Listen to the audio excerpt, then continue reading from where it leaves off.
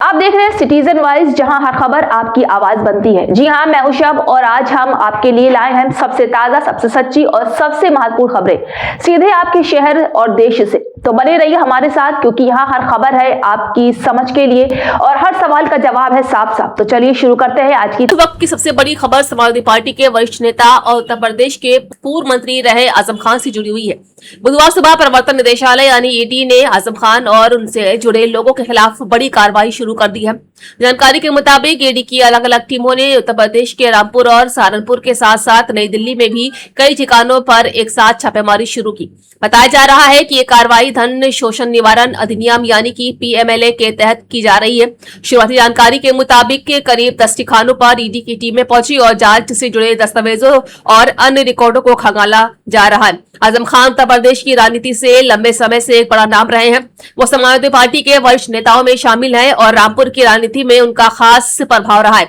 मंत्री से लेकर सांसद तक की जिम्मेदारी संभाल चुके आजम खान पिछले कई वर्षों से अलग अलग कानूनी मामलों को लेकर चर्चा में है। अब एक बार फिर से ईडी की कार्रवाई के बाद उनकी मुश्किलों को लेकर राजनीति और कानूनी दोनों स्तरों पर चर्चा तेज हो गई है। मिली जानकारी के मुताबिक बुधवार सुबह ईडी की टीम एक साथ अलग अलग स्थानों पर पहुंची। रामपुर में आजम खान से जुड़े परिसरों के अलावा सहारनपुर और दिल्ली में भी कई कार्रवाई की जानकारी सामने आई है। छापेमारी के दौरान जांच एजेंसियों की टीमों ने संबंधित परिसरों में मौजूद दस्तावेजों, वित्तीय रिकॉर्ड और दूसरे कागजात की जांच शुरू कर दी है। पीएमएलए के तहत होने वाली जांच में आमतौर पर एजेंसी ये पता लगाने की कोशिश करती हैं कि कहीं किसी अपराध से जुड़ी रकम को छिपाने, उसका इस्तेमाल करने या उसे अलग अलग माध्यमों से वैध दिखाने की कोशिश तो नहीं हुई है।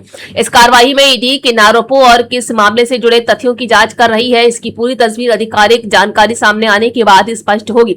इस पूरे मामले में रामपुर का नाम खासतौर पर महत्वपूर्ण है, क्योंकि आजम खान की राजनीति का सबसे बड़ा केंद्र रामपुर है।